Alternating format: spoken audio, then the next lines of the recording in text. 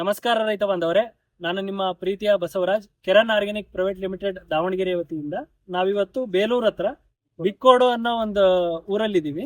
ಇಲ್ಲಿ ನಾವು ಚೇತನ್ ಅನ್ನೋ ರೈತರಿಗೆ ನಮ್ಮ ಕೆರನ್ ಪ್ರಾಡಕ್ಟ್ ಅನ್ನ ಶುಂಠಿ ಬೆಳೆಗೆ ಕೊಳೆ ರೋಗಕ್ಕೋಸ್ಕರ ಕೊಟ್ಟಿದ್ದೀವಿ. ಅವ್ರೀಗ ನಮ್ದನ್ನ ಡ್ರಂಚಿಂಗ್ ಕೂಡ ಮಾಡಿದ್ದಾರೆ. ಅದರ ರಿಸಲ್ಟ್ ಕೂಡ ಇವತ್ತು ನೋಡ್ಕೊಂಡಿದ್ದಾರೆ. ಅದರ ರಿಸಲ್ಟ್ ಯಾವ ರೀತಿ ಬಂದಿದೆ, ಶುಂಠಿ ಬೆಳೆ ಯಾವ ರೀತಿ ಇದೆ ಅನ್ನೋದನ್ನ ಅವ್ರ ಮುಖಾಂತರ ನಾವು ಇವತ್ತು ಕೇಳಿ ತಿಳ್ಕೊಳ್ಳೋಣ. ಸರ್ ನಮಸ್ತೆ. ಸರ್, ಇದು ಎಷ್ಟು ಬೆಳೆ ಇದೆ, ಎಷ್ಟು ವರ್ಷದಿಂದ ನೀವು ಶುಂಠಿ ಬೆಳೀತಾ ಇದ್ದೀರಾ? ನಾನು ಶುಂಠಿನ ಒಂದು 5 ವರ್ಷದಿಂದ ಬೆಳಿತಿದ್ದೀನಿ.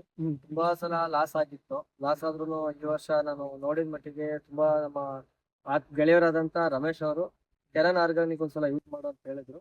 ಅದ್ ಯೂಸ್ ಮಾಡಿದ್ಮೇಲೆ ಕೊಳೆ ರೋಗನು ಸ್ಟಾಪ್ ಆಗಿದೆ. ಅದ ಒಂದು ಡ್ರಂಚಿಂಗ್ ಒಂದು ಸ್ಪ್ರೇ ಕೊಟ್ಟಿದ್ದೆ.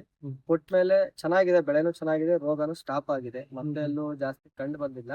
ಚೆನ್ನಾಗಿದೆ ಸರ್. ಇದು ಎಷ್ಟು ತಿಂಗಳದ ಸರ್ ಶುಂಠಿ? ಸರ್, ಇದು 4 ತಿಂಗಳ ಮೇಲೆ ಒಂದು 10 ಡೇಸ್, ಅಂದ್ರೆ 120 ಡೇಸ್ ಆಗಿದೆ. 120 ಡೇಸ್ಗೆ ಇನ್ನೂ ಒಂದು 10 ಡೇಸ್ ಬರ್ಬೇಕು.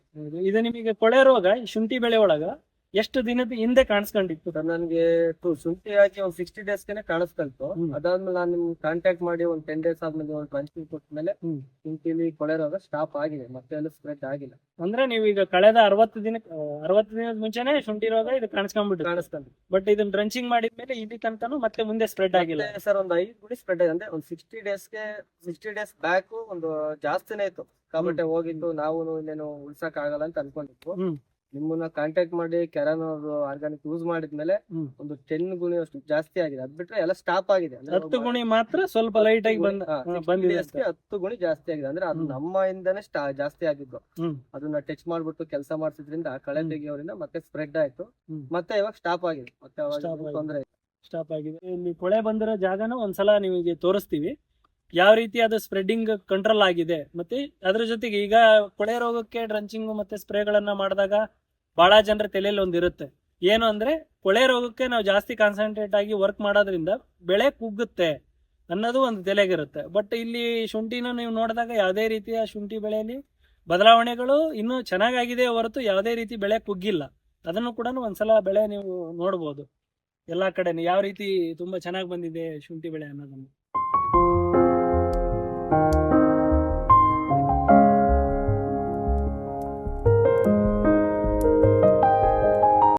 ನೀವು ಮರಿಗಳನ್ನ ಕೂಡ ಇದ್ರಾಗ ನೀವು ಅಬ್ಸರ್ವ್ ಮಾಡಿ ಕೌಂಟ್ ಮಾಡಿದ್ರೆ ಗೊತ್ತಾಗ.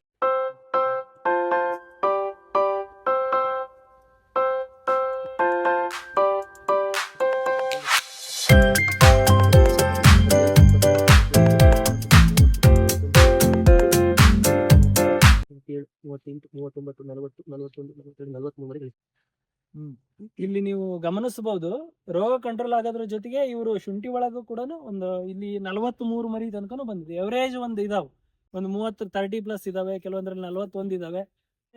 ಸರ್, ಈಗ ಇದನ್ನ ನೀವು ಮರಿಗಳು ಕೌಂಟ್ ಮಾಡಿದ್ರಿ, ಹೌದ್ರಾ? ಇದ್ರ ಬಗ್ಗೆ ನಿಮಗೆ ಏನ್ ಅನ್ಸುತ್ತೆ? ರೈತರಿಗೆ, ಬೇರೆ ರೈತರಿಗೆ ಕೆರನ್ ಆರ್ಗಾನಿಕ್ ಯೂಸ್ ಮಾಡಿದ್ಮೇಲೆ ಮರಿಗಳು ಜಾಸ್ತಿ ಆಯ್ತು, ಶುಂಠಿನೂ ಚೆನ್ನಾಗಿದೆ. ನಾವು ಲಾಸ್ಟ್ ಟೈಮ್ ಅದ್ರ ಹೋಗೋದು ನೋಡಿದ್ಮೇಲೆ ಇದು ಎಲ್ಲ ಸ್ಟಾಪ್ ಮಾಡ್ಬಿಡೋಣ ಅಂತ ಅನ್ಕೊಂಡಿದ್ವು. ಇನ್ಮೇಲೆ ಇನ್ನೇನ್ ಮಾಡಿದ್ರು ವೇಸ್ಟ್ ಅಂತ ಹೇಳ್ಬಿಟ್ಟು ಸ್ಟಾಪ್ ಮಾಡಕ್ ಇದ್ವು. ನಿಮ್ಮನ್ನ ಕಾಂಟ್ಯಾಕ್ಟ್ ಮಾಡಿದ್ಮೇಲೆ ಇಲ್ಲ ಮಾಡಕ್ ನಮ್ಗೊಂದು ಖುಷಿ ಆಗ್ತದೆ. ಚೆನ್ನಾಗಿದೆ ಸರ್, ತೊಂದ್ರೆ ಇಲ್ಲ. ಈಗ ನೀವು ಕೊಳೆ ರೋಗ ಬಂದೈತಿ ಅಂತ ಯಾವ್ದೇ ರೀತಿ ನಿರ್ಲಕ್ಷ್ಯ ಮಾಡಿ ಇಲ್ಲ ಬಿಟ್ಬಿಡೋಣ ಪ್ಲಾಟ್ ಆತರ ಬಿಟ್ಬಿಡೋಣ ಅಂತ ಅನ್ಕೊಂಡಿದ್ವು. ಆಮೇಲೆ ನಿಮ್ಮನ್ನ ಕಾಂಟ್ಯಾಕ್ಟ್ ಮಾಡಿದ್ಮೇಲೆ ನೀವೊಂದು ಟ್ರಂಚಿಂಗ್ ಕೊಟ್ಮೇಲೆ ಮತ್ತೆ ನಮ್ಗೆ ಖರ್ಚು ಮಾಡೋದಕ್ಕೂ ಸ್ವಲ್ಪ ಖುಷಿ ಆಗ್ತಿದೆ. ಪರವಾಗಿಲ್ಲ, ನಿಮ್ಮನ್ನ ಕಾಂಟ್ಯಾಕ್ಟ್ ಮಾಡಿದ್ಮೇಲೆ ಟ್ರಂಚಿಂಗ್ ಮಾಡಿದ್ವು ಅಷ್ಟೇ. ಅದ್ ಬಿಟ್ಟು ಒಂದ್ ಸ್ಪ್ರೇ ಮಾಡಿದ್ವಿ. ಈ 2 months ಇಂದ ಬೇರೆ ಏನು ಮಾಡಿಲ್ಲ, ಗೊಬ್ಬರನು ಹಾಕಿಲ್ಲ. ಚೆನ್ನಾಗಿದೆ. ಅಂದ್ರೆ ಈಗ ನೀವು ಮಾಡಿರೋ ಕೆಲಸಕ್ಕೆ ನಿಮಗೆ ಪ್ರತಿಫಲ ಇಲ್ಲ ಸರ್, ಖುಷಿ ಆಗ್ತಿದೆ. ಖುಷಿ ಆಗ್ತದೆ. ಶುಂಠಿ ಬೆಳೆನ ಇನ್ನೊಂದ್ಸಲ ಬೇಕಾದ್ರೆ ನೀವು ವಿಸಿಟ್ ಮಾಡ್ಬೇಕು ಅಂದ್ರೆ ಬಿಕ್ಕೋಡು ಅನ್ನೋ ಗ್ರಾಮದಲ್ಲಿ ಚೇತನ್ ಅನ್ನೋರ್ ಪ್ಲಾಟ್ ಬಂದು ಕೂಡ ವಿಸಿಟ್ ಮಾಡಬಹುದು. ನಮಸ್ಕಾರ.